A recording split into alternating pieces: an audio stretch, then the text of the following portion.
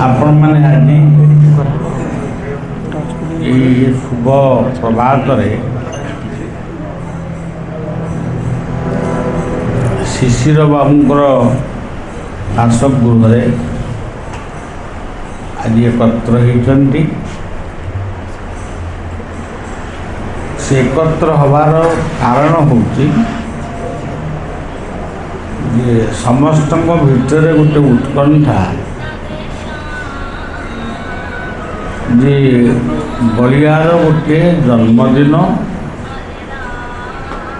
ଏଇଠି ପାଳନ ହେବ। ଏହି ଉପଲକ୍ଷେ ରାହାମା କଲେଜ ପଡ଼ିଆରେ 24 ପ୍ରହର ନାମ କୀର୍ତ୍ତନ ହେଉଛନ୍ତି।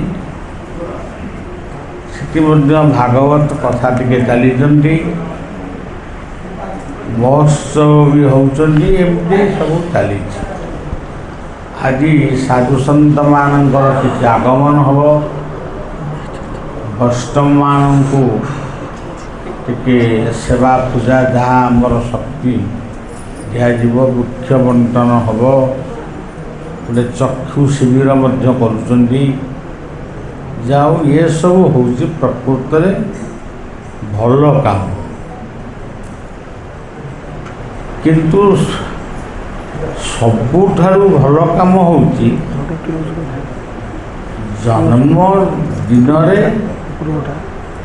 ଆମେ କେକ୍ କାଟୁଛୁ, ବେଲୁନ ଫଟଉଛୁ, ମହମବତୀ ଜାଳୁଛୁ। ଏସବୁ ଆମ ଭାରତୀୟ ସଂସ୍କୃତିର କଥା ନୁହେଁ। ମହମବତୀ ଜଳିବ, ସେଟା ଯେଉଁ ଦେଶରେ ଜଳିବା କଥା ଜଳୁ। ଆମ ଦେଶ ବା ଆମ ଧର୍ମର ବଡ଼ କଥା ହେଉଛି ଦୀପଟିଏ ପ୍ରଜ୍ୱଳନ। ସେମାନେ କ'ଣ କରନ୍ତି ନା ମହମବତୀଟିକୁ ଜାଳିକିରି ତାକୁ ପୁଣି ନିଭେଇ ଦିଅନ୍ତି, କିନ୍ତୁ ଆମର ସେ କଥା ନାହିଁ। ଆମେ ଦୀପଟିଏ ପ୍ରଜ୍ୱଳନ କରି ପିଲାର ଆୟୁ ବିଦ୍ୟା ଏସବୁ ବର୍ଦ୍ଧିତ ହଉ, ଏହି ପ୍ରାର୍ଥନା ଆମେ କରୁଛୁ। ଏହିସବୁ କଥା ବର୍ତ୍ତମାନ ସବୁଆଡ଼େ ଚାଲିଛି। ଏବେ କଥାକୁ ଆମେ ବର୍ତ୍ତମାନ ଖଣ୍ଡନ କଲେ କିଛି ଲୋକ ମାନିବେ, କିନ୍ତୁ କିଛି ଲୋକ ବି ୟାକୁ ମାନିବେ, ମାନୁନାହାନ୍ତି ମଧ୍ୟ। ତେବେ ପିଲାଟି ହାତରେ ଗୋଟେ ଛୁରୀ ଧରେଇବେ, ସେ ଗୋଟେ କେକ୍ କାଟିବ, ତାହେଲେ ପିଲା ଛୁରୀ ଧରିକିରି ବୁଲୁ, ଏ କଥାଟା ପ୍ରଥମେ କିଏ ଶିଖେଇଲା? ଏଇ ଯେଉଁ ବାପ ମା ମାନେ, ସେମାନେ ପିଲା ହାତରେ ଛୁରୀ ଦେଲେ ଏବଂ କହିଲେ ଇଏ କେକ୍କୁ କାଟ। ସେ କେକ୍ କାଟୁ କାଟୁ କା ବେକ ବି କାଟିବ ବଡ଼ ହେଲେ। ତେଣୁ ଆମର ସବୁଠାରୁ ସୁନ୍ଦର ପରିକଳ୍ପନା ହେଉଛି ଦୀପଂ ଜ୍ୟୋତି ପରଂ ବ୍ରହ୍ମ, ଦୀପଂ ଜ୍ୟୋତି ଜନାର୍ଦ୍ଦନ, ଦୀପଂ ଜ୍ୟୋତି ହରତେ ପାପ, ସନ୍ଧ୍ୟା ଦୀପ ନମସ୍କାର। ଦୀପଟିଏ ପ୍ରଜ୍ୱଳନ। ଆମର ଅନେକ ବର୍ଷ ହେଲାଣି, ମୋର ତ ଏସବୁ ଜନ୍ମୋତ୍ସବ ପାଳନ କରିବା ନିରାଡମ୍ବର ହଉ ଆଡ଼ମ୍ବର ହଉ, ମୁଁ ଜମା ସେଥିରେ ମୁଣ୍ଡ ଦିଏନି। ଜନ୍ମୋତ୍ସବ ତ ଆମେ ହେଇଛୁ, ପୁଣି ଜନ୍ମୋତ୍ସବ କ'ଣ ପାଳନ ହେବ? ମୁଁ ଜନ୍ମୋତ୍ସବ କହିଲେ ମୁଁ ଭାବେ ମୋର ଜନ୍ମଦାତା ଜନ୍ମଦାତ୍ରୀ ବାପା ବୋଉଙ୍କୁ ବାପା ବୋଉଙ୍କ ସମାନ ଯେଉଁ ଗୁରୁଜନ ମାନେ ଆମକୁ ଆଶୀର୍ବାଦ ସେଦିନ କରିଥିଲେ, ସେଇମାନଙ୍କୁ ସ୍ମରଣ କରି ଟିକେ ପ୍ରଣାମ ଜଣେଇବା। ସିଏ ଯଦିଓ ଆମ ପାଖରେ ନାହାନ୍ତି, ଅନେକଙ୍କର ଅଛନ୍ତି, ଅନେକଙ୍କର ନାହାନ୍ତି। ଅଛନ୍ତି ନାହାନ୍ତି ଇଏ କଥାକୁ ଆମେ ଅଲଗା ପ୍ରକାର ନେବା ନାହିଁ। ଅଛନ୍ତି ଆତ୍ମା, ନାହାନ୍ତି ଦେହ। ତେଣୁ ଆମେ ସେଇ ପିତୃପିତାଙ୍କୁ ଆତ୍ମା ବା ପରମାତ୍ମାଙ୍କ ସ୍ୱରୂପରେ ଆମେ ପ୍ରଣାମଟେ କରିବା। ଏଇ ହେଉଛି ଜନ୍ମୋତ୍ସବର ମୂଳ କଥାଟି। ତାପରେ ତୁମେ ତୁମର କ୍ଷୀରି କରିବ, ଖେଚୁଡ଼ି କରିବ, କ'ଣ କରିବ, ସେଇଟା ଗୋଟେ ଅଲଗା କଥା। ଆମର ଫକୀରପଡ଼ା ଯେଉଁ କଟକ ବାଟରେ ଯେଉଁ ଫକୀରପଡ଼ା ପଡ଼େ, ସେ ଫକୀରପଡ଼ାର ପିଲାମାନେ ଆଜିକି ବହୁତ ଦିନ ହେଲାଣି, କେତେ ବର୍ଷ ହେଲାଣି ମୋର ମନେ ନାହିଁ, କିନ୍ତୁ ସେମାନେ ଜନ୍ମଦିନ ଦିନ ନିଶ୍ଚୟ ଆସିବେ। ସେଇ କେକ୍ କାଟନ୍ତି, କିନ୍ତୁ ସେ ଜନ୍ମଦିନଟିକୁ ମନେ ରଖିଛନ୍ତି, ସେଇ ହେଉଛି ବଡ଼ କଥା। ମୋର ବୋଉ ଯେତେବେଳେ ମାନେ ବଞ୍ଚିଥିଲେ, ଦେହରେ ଥିଲେ, ସିଏ ଜନ୍ମଦିନକୁ ସିଏ 100ଟି ଟଙ୍କା ଆଉ କ'ଣ ଗୋଟେ ଆଣିକିରି ସେ ମୋ ପକେଟରେ ଦିଅନ୍ତି। ଏବଂ ମୁଁ ଯେତେବେଳେ କହେ ବୋଉ କ'ଣ ଦେଉଛୁ, ସିଏ ତା'ର ଉତ୍ତର ଦିଅନ୍ତି, ବାପା ଏଇଟା ଗୋଟେ ଛୋଟିଆ କଥା, ତୁ ରହ, କେତେ ଦେଲି କ'ଣ ଦେଲି କାହାକୁ କହନା। ଏଇସବୁ ଯେଉଁ ମାତୃ ମମତା, ମୁଁ ଥରେ କଟକରେ ଗୋଟେ ମାଡ଼ୁଆଳୀଙ୍କ ଘରେ ନବରାତ୍ର କୀର୍ତ୍ତନ ମାଧ୍ୟମରେ ଜନ୍ମୋତ୍ସବ ପାଳନ ହେଉଥିଲା। କିନ୍ତୁ ଜନ୍ମୋତ୍ସବ ପାଳନ ହେଉଛି, ନବରାତ୍ରି କୀର୍ତ୍ତନ ସେ କରୁଛନ୍ତି। କଟକର ସେଇଟା କ'ଣ ଚୌଧୁରୀ ବଜାର ନା କ'ଣ। ମୁଁ କହିଲି ତମେ ପାଳନ କର, ମୁଁ ଟିକେ ଯାଇ ବାପାଙ୍କୁ ସୂତାହାଟ ପଟାପରେ ତାଙ୍କୁ ଟିକେ ଦର୍ଶନ କରିଦେଇ ଆସେ। ଏମିତି ପହଞ୍ଚିଲି। ପହଞ୍ଚିବା ପରେ ସିଏ ତୁ କ'ଣ ଖାଇଛୁ, କ'ଣ କରୁ, ଏମିତି ଟିକେ କ'ଣ ସବୁ ପଚାରିଲେ। ଗୋଟେ ବେଗ ଭିତରୁ ଗୋଟେ ଲୁଗା କାଢ଼ିକିରି କହିଲେ, ଏ ଲୁଗାଟାକୁ ଟିକେ ପିନ୍ଧିବୁ। ଏଇଭଳି ଭାବରେ ସେ କହିଲେ, ତତେ ଆଜି ବହୁତ, ତୋର ଭକ୍ତମାନେ ତତେ ଆଜି ବହୁତ ନୂଆ ଲୁଗା, ଦାମିକିଆ ଲୁଗା, କାମିଜ ସବୁ ଦେଇଥିବେ, କିନ୍ତୁ ମୁଁ ଅର୍ଥହୀନ ହେଇପଡ଼ିଛି। ମୁଁ ଯାହା ଭାବୁଛି ତାହା ଦେଇପାରୁନି, କିନ୍ତୁ ବର୍ତ୍ତମାନ ମୁଁ ମୋର ଯେତିକି ଯାହା ଦେଲି, ତୁ ତାକୁ ପାଟ ବସ୍ତ୍ର ବୋଲି ଭାବିକିରି ତାକୁ ଟିକେ ପିନ୍ଧିଲେ ମୁଁ ଖୁସି। ମୁଁ ସାଙ୍ଗେ ସାଙ୍ଗେ କହିଲି, ମୁଁ ତାର ଉତ୍ତର ଦେଲି, କହିଲି ବାପା ଏ କଥା ସବୁ କାହିଁକି ଆପଣ କହୁଛନ୍ତି? ଜୀବନର ମୂଲ୍ୟ କ'ଣ ଗୋଟେ ଏଇ ଲୁଗାପଟାରେ ଥାଏ? ଲୁଗାପଟା ମଣିଷ ପିନ୍ଧିବ, ଭଲ ଖାଦ୍ୟ ଖାଇବ, କିନ୍ତୁ ସବୁଠାରୁ ବଡ଼ କଥାଟା କ'ଣ? ସେଇଟା ହେଉଛି ଶ୍ରଦ୍ଧା।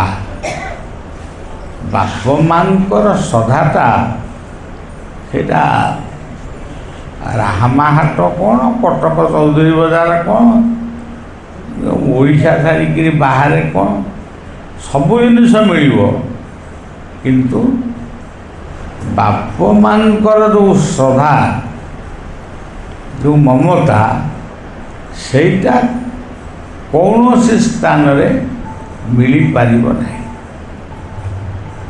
ତେଣୁ ବୟସ୍କ ଲୋକମାନେ ଭାବନ୍ତି ଆମର ତ ବାପା 30 ବର୍ଷ ହେଲା ମଲେନି, ଆଉ ଆମେ କ'ଣ ବାପାଙ୍କୁ ଚିନ୍ତା କରିବୁ। ଏଇଟା ମନେ ରଖିବାକୁ ପଡ଼ିବ। ତମେ ଯେ ପର୍ଯ୍ୟନ୍ତ ବଞ୍ଚିଛ, ତମ ଦେହ ହେଉଛି ଗୋଟେ ବା ଜୀବନଟା ହେଉଛି ତୁମର ଗୋଟେ ଶ୍ରେଷ୍ଠ ସମ୍ପତ୍ତି। ଶ୍ରେଷ୍ଠ ସମ୍ପତ୍ତିକୁ ଯିଏ ଯାହାଙ୍କ ମାଧ୍ୟମରେ ତୁମେ ପାଇଛ, ସିଏ ହେଉଛନ୍ତି ପିତୃଦେବ ଭବ ମାତୃଦେବ ଭବ। ତାଙ୍କରି ମାଧ୍ୟମରେ ସେଇ ନିରାକାର ପ୍ରଭୁ ଏ ସଂସାରକୁ ଆମକୁ ପଠେଇଛନ୍ତି। ଆମେ ଯେପର୍ଯ୍ୟନ୍ତ ବଞ୍ଚିଛୁ, ତାଙ୍କ ସମ୍ପତ୍ତିଟା ସେପର୍ଯ୍ୟନ୍ତ ବଞ୍ଚିଛୁ, ବିକ୍ରି ହେଇନି। ତେଣୁ ବାପା ମା ତାଙ୍କର ଅଭିନୟ ସରିଗଲା, ତାକୁ ସେ ଚାଲିଗଲେ। ତା'ମାନେ କ'ଣ ବାପା ମା ମରିଗଲେ ଆମେ ଆଉ ତାଙ୍କୁ ମନେ ପକାଇବାନି?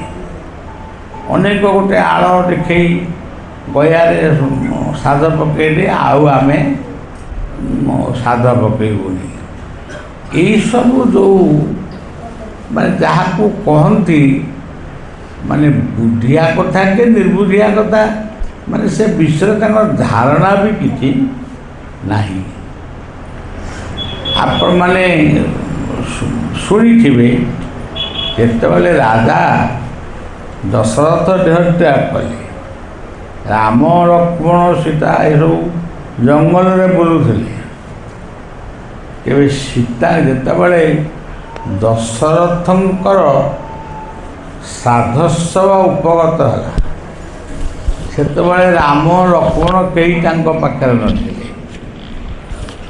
ସେ ଦେଖିଲେ ଏହି ସମୟରେ ଶ୍ୱଶୁରଙ୍କର ଦେହତ୍ୟାଗ ହେଇଛି, କିନ୍ତୁ ବର୍ତ୍ତମାନ ମୋ ପାଖରେ ତ କିଛି ନାହିଁ, ମୁଁ କେମିତି କ'ଣ ତାଙ୍କୁ ଶ୍ରାଦ୍ଧ ଦେବି? ଏଇ କଥା ଭାବି ଯେତେବେଳେ ଚିନ୍ତା କରୁଛନ୍ତି, ତାଙ୍କ ମନ ଭିତରେ ଗୋଟେ ପ୍ରେରଣା ଆସିଲା, ତମେ ଯେଉଁ ବାଲି ଉପରେ ବହିଛ ସେ ବାଲିଟାକୁ ଦିଅ। ଯେତେବେଳେ ବାଲି ଆଞ୍ଜୁଳାଏ କରି ତାକୁ ସେ ମନ ଭିତରେ ପିଣ୍ଡ ଚାଉଳ ବୋଲି ଭାବିକିରି ଯେତେବେଳେ ଦଶରଥଙ୍କୁ ସ୍ମରଣ କଲେ, ସେ ଅନୁଭବ କଲେ ଦଶରଥଙ୍କର ଦୁଇଟି ହସ୍ତ ସେ ବାଲି ଭିତରୁ ବାହାରିଲା।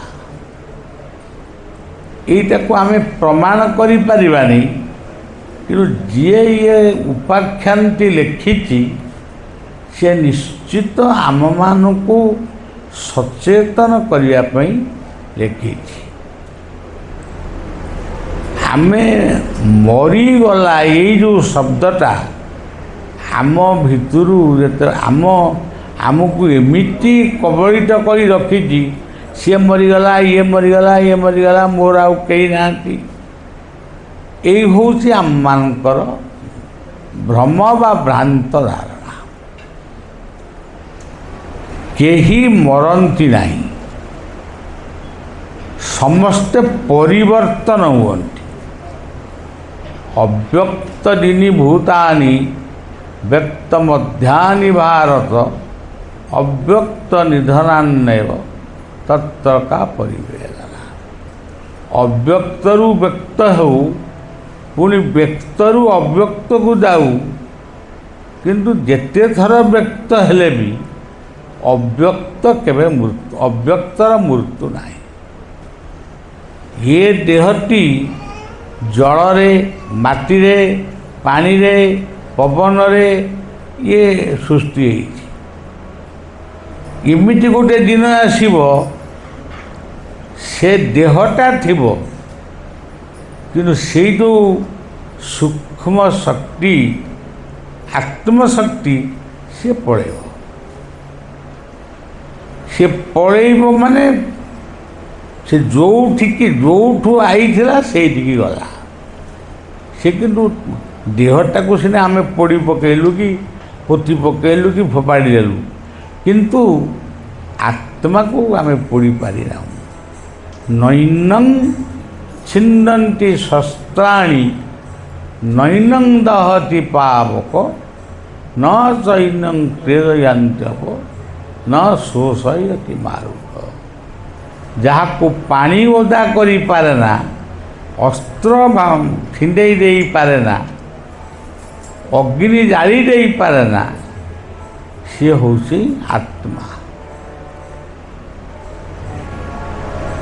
ଏଇ ହେଉଛି କଥା। ଆମେ ଗୋଟେ ବାପ ମାଆଙ୍କ ଶୁଦ୍ଧ ଶ୍ରାଦ୍ଧରେ ଆମର ସବୁ କ'ଣ କରୁଛନ୍ତି, ବ୍ରାହ୍ମଣ ଭୋଜନୀ କରୁଛନ୍ତି, କିଏ ବୈଷ୍ଣବ ସେବା କରୁଛନ୍ତି, କିଏ ଗାଁ ବାଲାଙ୍କୁ ଖାଇବାକୁ ଦେଉଛନ୍ତି। ଆମେ ଭାବୁଛୁ ଏଇଗୁଡ଼ାକ କଲେ ବୋଧେ ବାପ ମାଆ ଆମକୁ ବହୁତ ଆଶୀର୍ବାଦ ଦେବେ। ପ୍ରକୃତରେ ସେ କଥାର ସତ୍ୟତା ଅଳ୍ପ ଟିକେ ନାଗୁରୁ ଅଛି। ବାପ ମାଆ ସେଇଦିନ ଖୁସି ହେବେ, ତୁମେ ବା ଆମେ ଯେଉଁଦିନ କୀର୍ତ୍ତିବାନ ମଣିଷ ହେବା, ପୃଥିବୀରେ ଗୋଟେ କୀର୍ତ୍ତି ରଖିଦେଇ ଯିବା ଏବଂ ଯଶ କୀର୍ତ୍ତି ସଜୀବତି। ଆମେ ମରିଗଲେ ମଧ୍ୟ ଆମକୁ ଅନେକ ଦିନ ପର୍ଯ୍ୟନ୍ତ ଆମେ କରିଥିବା ଯଶ ଆଉ କୀର୍ତ୍ତି ସେ ସବୁବେଳେ ଉଦୟବାନ ହେଇକି ଏତିକିରେ ସେ ପ୍ରକୃତରେ ଖୁସି। ଆପଣ ଇଏ ତ ଗୋଟେ ବଡ଼ ବଡ଼ କଥା ସବୁ ଶାସ୍ତ୍ରବାତ୍ରରେ ଲେଖା ହେଇଛି। ମୁଁ ଗୋଟେ ଛୋଟିଆ କଥା ଆପଣଙ୍କୁ କହୁଛି। ମୋର ବଡ଼ ବାପା ଜଣେ ଥିଲେ, ତାଙ୍କ ନାଁ ହେଉଛି ବ୍ରଜବନ୍ଧୁ ମହାନ୍ତି। ମୋର ବଡ଼ ବୋଉ ହେଉଛନ୍ତି ବଦନୀ ଦେବୀ। ଆମେ ଜନ୍ମ ହେଇଥିଲୁ ଗୋଟିଏ ମା ପେଟରୁ, ସେଟା ଅଲଗା କଥା, କିନ୍ତୁ ଆମେ ପ୍ରାୟ ସେଇ ବଦନୀ ବୋଉଙ୍କ କୋଳରେ ଶୋଉ। ତାଙ୍କ ରାନ୍ଧଣାଟା ଆମକୁ ଭଲ ଲାଗେ, ଏମିତି ଗୋଟେ ଆମର ଭଲ ପାଇବା ଥାଏ। ସେଇଠୁ ମଧ୍ୟ ଆମେ ଘର ଛାଡ଼ିକି ଯାଇଲୁ ତାରି କୋଳରୁ। ଯାହା ହଉ ବଡ଼ବାପା ବହୁତ ଦିନ ବଞ୍ଚିଲେ, ତାଙ୍କର ବାର୍ଦ୍ଧକ୍ୟ ହେଇଗଲା, ଦୁନିଆରୁ ସେ ଚାଲିଗଲେ। ଆଉ ଚାଲିଯିବା ପରେ କିଛି ଦିନ ଗତ ହେଇଯାଇଛି, ବଡ଼ ବୋଉକୁ ସେ ସ୍ୱପ୍ନରେ କହୁଛନ୍ତି, ଆମେ ତ କହୁଛୁ ସ୍ୱପ୍ନ ଗୁଡ଼ାକ ମିଥ୍ୟା, ସେ ବଡ଼ ବୋଉକୁ ଡାକନ୍ତି ଶୁକୁଟି ବୋଉ। ଶୁକୁଟି ବୋଉ, ଏ କାଲି ଘର ସଫର ହେବ, ପ୍ରକୃତ ଘର ସଫର ହେବା କଥା। ସେ ଅମୁକ ଗଣ୍ଠିରେ ବା ଏଟାକୁ କ'ଣ କହନ୍ତି, ସେ ଯେଉଁ ପିଢ଼ାରେ ଅମୁକ ଜାଗାରେ ସେ ଟିକେ ଲୁଚିକିରି ବିଡ଼ି ଟାଣନ୍ତି, କେହି ଯେମିତି ଜାଣିବେନି, ସେଥିପାଇଁ ପଇସା କିଛି ରଖନ୍ତି। ସେ ଏତିକି ମୋର ପଇସା କଲେ 5 ଅଣା କି 6 ଅଣା, ସେଇ ପଇସାଟା ସେଇଠି ଅଛି, ଘର ଛୁଆଳି ବାଲା ତାକୁ ନେଇଯିବେ, ତମେ ତାକୁ ନେଇ ଆସିବ। ବଡ଼ ବୋଉ ମୋତେ ଆସିକିରି କହିଲେ ବାପା, ବଡ଼ବାପା କ'ଣ ଏମିତି କହୁଛନ୍ତି?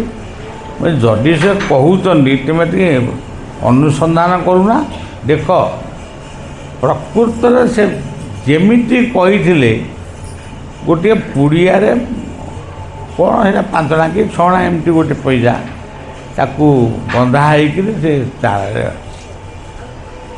ତେଣୁ ଯଦି ଆମେ ସବୁ ମରିଯାଉଛୁ, ଯଦି ଆମ ମଲା ପରେ ଆଉ ଆମ ପାଇଁ କିଛି ନାହିଁ, ଆମ ପାଇଁ ଆମେ ଭାବୁ ଆମେ ମରିଗଲୁ ମାନେ ସମସ୍ତେ ମରିଗଲେ, ତାର ଇଏ ପୁଣି କ'ଣ? ଗୋଟିଏ ମା ସ୍ୱପ୍ନରେ ଦେଖୁଛି ତା ପୁଅଟିକି କିଏ ବାଡ଼େଇକି ମାରିଦେଇଛି। ସିଏ ତାର ନିଦରୁ ଉଠିକିରି ବହୁତ କାନ୍ଦୁଛି। ଏଇଟା ସତ କଥାଟା ମୁଁ କହୁଛି। ତାର ଯିଏ ପୁଅ ଝିଅ ଥିଲେ କାହିଁକି ବୋଉ କାନ୍ଦୁଛୁ? ସେ କହିଲା ଯେ ମୋ ପୁଅକୁ କିଏ ବାଡ଼େଇକିରି ଦିଲ୍ଲୀରେ ମାରିଦେଇଛି। ତାକୁ ବୁଝାବୁଝି କଲେ। କିଛି ସମୟ ପରେ ଖବର ଆସିଲା ଦିଲ୍ଲୀ ଏଇଟା କ'ଣ ଦିଲ୍ଲୀର ଏଇଟା ଗୋଟେ କ'ଣ କହନ୍ତି ସେ ଜାଗାଟାକୁ, ସେଇଠି ତା ଚାକର ତାକୁ ମାରିଦେଇଛି। ଆଉ ତକିଆ ଫକିଆ ମୁଣ୍ଡରେ ଗୋଟେ ବିହାରୀ ପିଲା ସେ ମାରିଦେଇଛି। ସମସ୍ତେ କନ୍ଦା କଟା ଇତ୍ୟାଦି ସବୁ କଲେ। ସିଏ ଦିନ ଚାଲିଗଲା। ସିଏ ଭୁଲିବା ପାଇଁ ଚେଷ୍ଟା କଲେ ବି ଗୋଟେ ରୋଜଗାରିଆ ପୁଅ ବିବାହ ହେଇନି, ତାର ମୃତ୍ୟୁ ହେଲା, ଗୋଟେ ମା କେମିତି ତାକୁ ଭୁଲିଯିବ? ସେ ଭୁଲି ପାରିନି। ସେଇ ମାଟି ଥରେ ସ୍ୱପ୍ନ ଦେଖିଥିଲା ମୋ ପୁଅକୁ କିଏ ମାରିଦେଇଛି। ତା ସତ୍ୟ ହେଲା। ଆଉ ଥରେ ସ୍ୱପ୍ନରେ ଦେଖୁଛି ସେଇ ପିଲାଟି ଆସି ତାକୁ କହୁଛି, ବୋଉ ତୁ କାନ୍ଦୁଛୁ କାହିଁକି? ମୁଁ ପରା ବର୍ତ୍ତମାନ ସେଟା କ'ଣ ସେଟା ହଁ ମୁଁ ଲାହୋରରେ ଜନ୍ମ ହେଇଛି। ପାକିସ୍ତାନର ଲାହୋରରେ। କ'ଣ ସେ ମୁସଲମାନ ଘରେ ଜନ୍ମ ହେଇଛି କି ହିନ୍ଦୁ ଘରେ ଜନ୍ମ ହେଇଛି? ମୁଁ ଲାହୋରରେ ଜନ୍ମ ହେଇଛି। ସେ ସୁଦୁ ମୂର୍ଖ। ସେ ମଧ୍ୟ ଭଲ କେହି ଜାଣିନି। ଲାହୋର କେଉଁଠି ଭାରତବର୍ଷର ବା ପୃଥିବୀର ଅବସ୍ଥିତି କ'ଣ ସେ ବିଷୟରେ କିଛି ଜାଣିନି। ଏ ଘର ଓଳେଇବେ, ବାସନ ମାଜିବେ, ବୋଉକୁ ଟିକେ ସେ ସାହାଯ୍ୟ କରିବେ, ବା ତାଙ୍କ କାମ ଏଇଠୁ ସଇଲା। ଏବେ ବି ସେ ବୁଢ଼ୀ ମା ବଞ୍ଚିଛନ୍ତି। ଯଦି ଏହା ସତ୍ୟ, କେହି ଏ ଦୁନିଆରେ ମରିବେ ନାହିଁ, ମରନ୍ତି ନାହିଁ, ପରିବର୍ତ୍ତନ ହୁଏ। ମାନବକୁ ସେବା କର, ମରିବ ନାହିଁ, ମରା ମରା ଅକ୍ଷରଟି ଯମ ଡରଇ। ଶ୍ରୀ ଗୁରୁ ଚରଣ ତଳ ଫୁଟିଛି କମଳ ଫୁଲ, ସେ ପଥରେ ଯାଅ ମନ ହଜିବ ନାହିଁ। ଆମେ ଏଠି ଯେତେ ବସିଛେ ଆମେ ବି ଦେଖିନୁ ବାୟା କେବେ ଏଠିକି ଆସିଥିଲେ କୀର୍ତ୍ତନ କରିଥିଲେ। କିନ୍ତୁ ସେ କଥାଟା ଆମ ଭିତରେ ଏମିତି ପ୍ରତିଫଳନ ହେଉଛି, ମଝିରେ ମଝିରେ ତାକୁ ଭୁଲିବାକୁ ଚେଷ୍ଟା କଲେ ବି ସେ ଏଭଳି ଗୋଟିଏ ମହିମା ବା ତାଙ୍କର ସାଧନାର କିଛି ସିଦ୍ଧି ଏଠି ଦେଇ ଯାଇଛନ୍ତି, ସେ ଯେମିତି ହେଲେ ମନେ ପଡ଼ୁଛି। ମୋତେ ଭାଗବତ କହି ଆସେ। ମୁଁ ଯେତିକି ଜାଣିଛି ମୋତେ ଆସେ। ମୁଁ କେତେ ଦିନ ଭାଗବତ କହେ? ମୁଁ 9 ଦିନ ଭାଗବତ କହିଛି ଢେଙ୍କାନାଳରେ, ଆଗରୁ କହିଛି। କିନ୍ତୁ ମୁଁ ଚାହିଁଥିଲେ କ'ଣ, ଆମର ଯେଉଁ ବାବୁମାନେ ଏଠି ବାୟା ଯୋଗାନନ୍ଦଙ୍କର ବିଗ୍ରହ ରଖି ଏଠି ନାମ କୀର୍ତ୍ତନ କରି ଭାଗବତ କଥା କହୁଛନ୍ତି, ଆମର କାହାରି ଫଟୋଚିତ୍ର ନ ରଖିକିରି ଯଦି ସେଇ ଉଦ୍ୟୋକ୍ତାମାନେ ଆମର ଏଇ ଅଞ୍ଚଳର ଯେଉଁ ପିଲାମାନେ ଶିଶିର ବାବୁଙ୍କ ସହିତ ଅନ୍ୟ ପିଲାମାନେ ଅନେକ ପିଲା ଅଛନ୍ତି, ଏ ଆମର ଯଦି ସେମାନେ ଚାହିଁଥାନ୍ତେ, ବାବା ଆମର କିଛି ପୂଜାପୂଜି କରିବା ନେଇ, ବାବା ଟିକେ ଭାଗବତ କି ଗୀତା କହିବେ, ମୁଁ କ'ଣ କହିପାରିନଥାନ୍ତି ନା? ମୋତେ ଆସିନଥାନ୍ତା? ମୁଁ କହିଥାନ୍ତି ଏବଂ ମୋ ଢଙ୍ଗରେ ମୁଁ କହିଥାନ୍ତି। କିନ୍ତୁ ମନ ସେମିତି ହେଉନି। ରାହାମା କଥା ମନେ ପଡ଼ିଲେ, ରାହାମାରେ କ'ଣ କରିବା ମନେ ପଡ଼ିଲେ ମୋର ବାଇଆ କଥା ମନେ ପଡ଼େ। ଯଦି ଏଡ଼େ ବଡ଼ ମହାପୁରୁଷ ଇଏ ମାଟିକି ସେ ଆସିଥିଲେ, ଆମେ ତାଙ୍କ ସ୍ମୃତିକି କାହିଁ ଭୁଲିଯିବା? ତେଣୁ ତାଙ୍କ ସ୍ମୃତିକୁ ବଜାୟ ରଖିବା ପାଇଁ ତାଙ୍କ କଥା ଆମେ କିଛି କହୁନୁ, କୋଉଠି ପଦେ ଅଧେ କ'ଣ କହିବୁ, କିନ୍ତୁ ସେଇ ସ୍ମୃତି ଚାରଣ ବର୍ତ୍ତମାନ ହେଉଛି। ଲିଭି ଲିଭି ଆସେ ଜୀବନ ପ୍ରଦୀପ, ସରି ସରି ଆସେ ଆୟୁ, ଏ ମୋର ସଂସାର ବିଦାୟ ପୂର୍ବରୁ ଏତିକି ସନ୍ତକ। ଆଜି ଏଇ ଜଣେ ଡେକୋରେଟରଙ୍କ ଘରେ ଶିଶିର ବାବୁଙ୍କୁ ଆପଣାଏ, ତାପରେ ତାଙ୍କର ହେଲା ଡେକୋରେଟର। ଆଚ୍ଛା, ଆଜି ଏଇଠି ଜନ୍ମଦିନ ହେବ, କିଏ ଆପଣମାନେ ଭାବିଥିଲେ ଏଇଠି ହେବ? କିନ୍ତୁ ଆଜି ସେଇ ମାନେ ସେ ଅଦୃଶ୍ୟ ସତାର ଇଚ୍ଛା ଅଛି ଯେ ଏଇଠି ଆଜି ଗୋଟେ ଜନ୍ମଦିନ ଉଦ୍ଦେଶ୍ୟରେ ପୂଜା ଟିକେ ହେବ। ତେଣୁ ଆମେ କିଏ? ଶକ୍ତି ନାହିଁ ବଶ୍ୟ କାହାରି ଜଗତେ, ନିୟତିକୁ ନେବ ନିଜ ଇଚ୍ଛା ବାଟେ। ଆମେ ଯଦି କହିବା ସେ ଶିଶିର ବାବୁଙ୍କ ଘରେ ହେଲା, ଏ ଶିଶିର ବାବୁଙ୍କ ଘରେ ହେଲା, ପୁରୀ ଶ୍ରୀମନ୍ଦିରଟା କ'ଣ ପୁରୀରେ? ପୁରୀଟା ଶ୍ରୀମନ୍ଦିରଟା ପୁରୀ ଜିଲ୍ଲାରେ ବା ପୁରୀ ସହରରେ, କିନ୍ତୁ ସେ ଶ୍ରୀମନ୍ଦିରର ପତାକା ବା ଶ୍ରୀମନ୍ଦିରର ଆନନ୍ଦ ବଜାରର ମହାପ୍ରସାଦ ସେ କ'ଣ ସେଇ ପୁରୀ ଭିତରେ ସୀମିତ? ଏଇଟା ସମଗ୍ର ବିଶ୍ୱ ପାଇଁ ଉଦ୍ଦିଷ୍ଟ। ରାହାମା ହାଟରେ ଆଜି ନାମ ହେଉଛି, ସେ ନାମ କ'ଣ ରାହାମା ହାଟ ପାଇଁ ହେଉଛି? ସମଗ୍ର ବିଶ୍ୱର ଶାନ୍ତି ପାଇଁ ହେଉଛି। ମୁଁ ଏଠି ଆପଣମାନଙ୍କୁ କହୁଛି, କାଲି ମଞ୍ଚରେ ବସି କିଏ କ'ଣ ଭାବୁଥିବ, କ'ଣ କିଏ ମାନେ ପ୍ରାର୍ଥନା କରୁଥିବ। ମୋ ମନଟି କେବଳ ଅଛି ସେଇ ଯୁଦ୍ଧ କ୍ଷେତ୍ରରେ। ଯୁଦ୍ଧ ଶାନ୍ତ ନା, ଯୁଦ୍ଧଟା ଶାନ୍ତ ହେଲେ ଆମେ ଭଲରେ ବଞ୍ଚିବା। ଏଣୁ ମୁଁ ଯାଇକିରି ପହଞ୍ଚି ଆଗ ଟିଭିଟାକୁ ଖୋଲିଲି, ସେତେବେଳେ ମଧ୍ୟ ସେମାନେ ସିଂହ ଭଳିଆ ଗର୍ଜନ କରୁଥିଲେ। ଗୋଟେ ସଭ୍ୟତାକୁ ଲୋପ କରିଦେଉ ବୋଲି ଆମର କହୁଥାନ୍ତି କିଏ? ଆମେରିକା ରାଷ୍ଟ୍ରପତି। ଆଜି ସକାଳୁ ଶୁଣିଲାକୁ ସେ ଓଲଟି ଯାଇଛି। ବର୍ତ୍ତମାନ 7 ଦିନ ନା 10 ଦିନ କ'ଣ ଯୁଦ୍ଧ ବନ୍ଦ। ତେଣୁ ଆମେ କାହିଁକି ନ ଭାବିବା ବା କାହିଁକି ଆମେ ନିଜକୁ ଭୀରୁ ବୋଲି ଭାବିବା? ଆମେ ପାପୀ ଲୋକ, ଆମ କଥାରେ କ'ଣ ଭଗବାନ ଏସବୁ କରୁଛନ୍ତି? କାହିଁ ନ କରିବେ? ଆମେ କ'ଣ ତାଙ୍କର ସନ୍ତାନ ନୁହେଁ? ଆମେ ଯଦି ରାତି ପାଇଲେ ତାଙ୍କରି ନାଁ ସ୍ମରଣ କରୁଛୁ, ମଣିଷର ଦୁଃଖ ହେଉ, ଜୀବର ହେଉ, ପଶୁପକ୍ଷୀର ହେଉ ବା ବୃକ୍ଷ ତରୁଣ ହେଉ, ଆମର ଆଉ କାମ କ'ଣ ଅଛି କି? ଆମେ କ'ଣ ଚାଟ ଖାଇବୁ ନା ଗୁପଚୁପ ଖାଇବୁ? ଏଇ ନେଇକି ଆମ କାମ।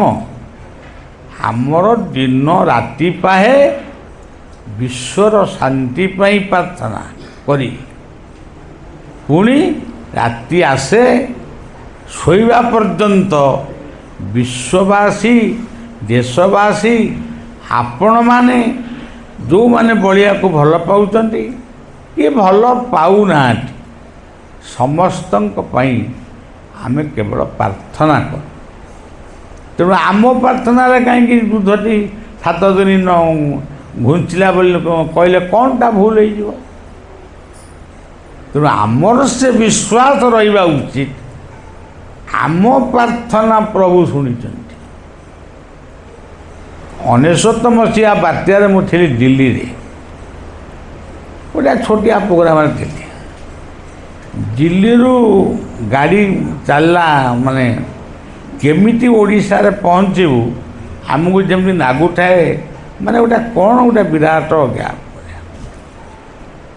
କିନ୍ତୁ ମୁଁ ବୃନ୍ଦାବନରେ ଆଡ଼େ 19 ମସିହାର ବାତ୍ୟା ଚାଲିଥାଏ, ଗୋଟିଏ ଲୋକର ଫୋନ୍ କେବଳ ଥାଏ, ଆଉ ସବୁ ଫୋନ୍ କଟି ଯାଇଥାଏ। ସେ ଜଣେ ଆଡ଼ଭୋକେଟ୍ ଲକ୍ଷ୍ମୀଧର ପତି। ମୁଁ ସେଇଠି କେବଳ ପ୍ରାର୍ଥନା କରୁଥାଏ, ମୋ ଯିବା ପର୍ଯ୍ୟନ୍ତ ଓଡ଼ିଶା ବଞ୍ଚିକିରି ରହୁ। ମୁଁ ଯେଉଁ ପ୍ରାର୍ଥନା କରିଥିଲି ସେ ପ୍ରାର୍ଥନାର ସବୁ ପୂର୍ଣ୍ଣ ହେଇନି, କିନ୍ତୁ ଇଏ ରାହାମା ପର୍ଯ୍ୟନ୍ତ ତ ପାଣି ଆସିନି, କୁଜଙ୍ଗ ପର୍ଯ୍ୟନ୍ତ ବି ତ ଆସିନି।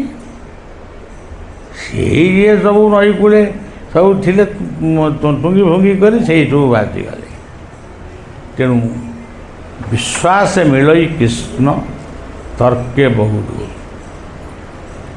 ଆଜିର ଏଇ ସ୍ମୃତି ପୁଣି ଅନେକ ଦିନ ପର୍ଯ୍ୟନ୍ତ ରହିବ। ଏ ବଳିଆ ଚାଲିଗଲା ପରେ ବି ରହିବ ଯେ ରାହାମାରେ ବଳିଆ ପାଇଁ ଗୋଟିଏ ଜନ୍ମଦିନ। ତେଣୁ ମୁଁ ଗୋଟେ ଜନ୍ମଦିନ କହିଲେ ମୁଁ ଗୋଟେ ଜମା ବିରାଟ କଥା ବୋଲି ଭାବେ ନା।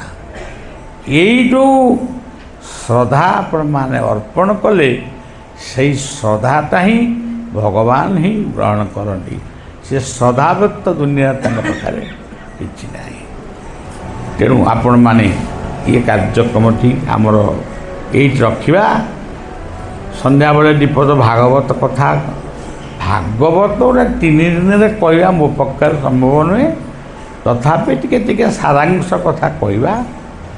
ଭାଗବତ ଯେଉଁମାନେ ଭାବୁଛନ୍ତି ଆମେ ଭାଗବତ କହିକିରି ସାରିଦେଲୁ, ସେ କି ମାନେ ସେ ଗୋଟେ ତାଙ୍କର ମାନେ ଅଜ୍ଞତା। ଭାଗବତ ଶାସ୍ତ୍ରକୁ ଯଦି ଆଲୋଚନା ହେବ, ସେ ମାସେ ଖଣ୍ଡେ ଯଦି ହେବ, ତାହେଲେ ସେ ଭାଗବତର କଥା କିଛି କହିହେବ। ଏବେ ଯାହା ହଉ ଯେଉଁ 3ଟି ଦିନ ଆମ ପାଇଁ ଭାଗବତ କୃପା କରିଛନ୍ତି, ଆମେ ଚେଷ୍ଟା କରିବା। ଆମର ତ ବଡ଼ ଅସ୍ତ୍ର ହେଉଛି ନାମ।